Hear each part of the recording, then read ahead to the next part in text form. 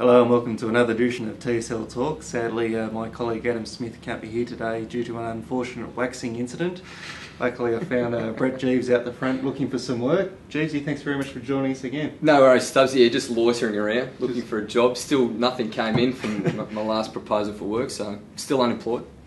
Geevesy, you're a former professional sportsman. Why does it take a huge upheaval like the sacking of a coach to change a team's fortune around? I don't understand, to be honest. It's a question that was raised throughout the weekend, particularly with Glenorchy performing so well, and I don't understand it. The coaches have structures and they relay a message to the players and how they want to play the game, but the coach doesn't actually kick the footy. The coach isn't out there giving 100% in the mud to actually winning the game. And if you're a professional athlete, you've got an instinct, a competitive edge that should be there every week. That, whether or not you and I are playing table tennis or if it's a game of tiddlywinks, you want to win.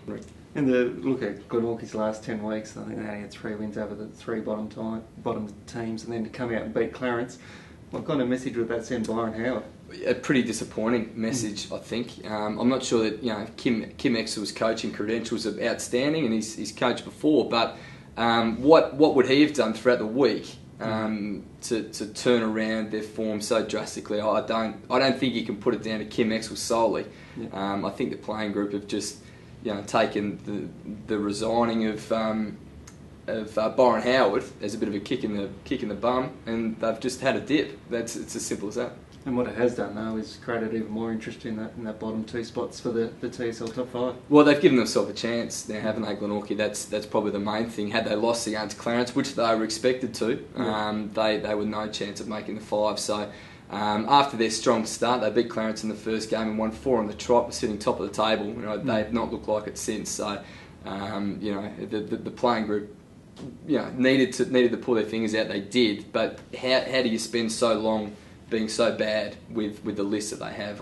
It's a question that no one can probably answer. Yep. And up on the northwest coast, we saw North Lonnie travel on to Burnie. North Lonnie has now lost the last 4 games in a row by an average of 62 points, so they're really fading fast from finals contention. Well, similar situation. They've played some good footy throughout the year, beaten some good teams. But I think that's probably more credit to where Burnie are at the moment. We saw them last week against Hobart on the ABC, and their midfield is outstanding. Cade Munday, Darren Bannum is an absolute star. He's just terrific. And they've got some tall timber back in Andy Lee and, of course, Jason Laycock and the big chap McKenna at centre-half back. They look like legitimate contenders, Burnie, at full strength. There's a bit of Joe Dirt about Darren Bannum, isn't there? Well, he looks like he's a bit of a mullet, hasn't he? They're an interesting looking team. Burnie. McKenna looks like a mountain goat. They're Laycock, the big dozy plumber. But look, they're outstanding, and well coached as well. Brent Plant's doing an outstanding job with them. Craig Johnson, the assistant. Obviously, the players are listening to the messages, and that given the week's events goes a long way. And Hobart travelled up to Lonnie, and like every other team who's been to Lonnie so far, copped a bit of a belting, and it's their 9th loss in a row. Tough ask for Hobart travelling to Launceston. They've been undefeated all year and haven't looked like being beaten either at Launceston. I think the only team to really take it to them were Lauderdale. At Lauderdale, I think they kicked 6 goals in the last quarter, Launceston, to come away with that victory. But yeah, Hobart, they had a good first half, and then Launceston just ran straight over the top of them. Another 8 goals for Brian Finch. He's now on 89, just 11 more for his century.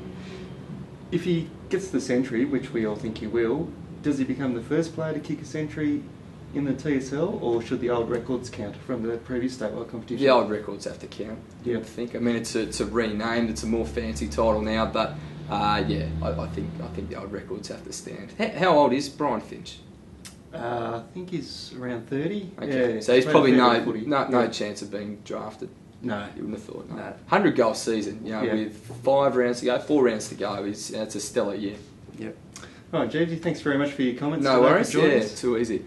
And remember, for all your TSL stories, pick up your copy of the Mercury or go to the Mercury online.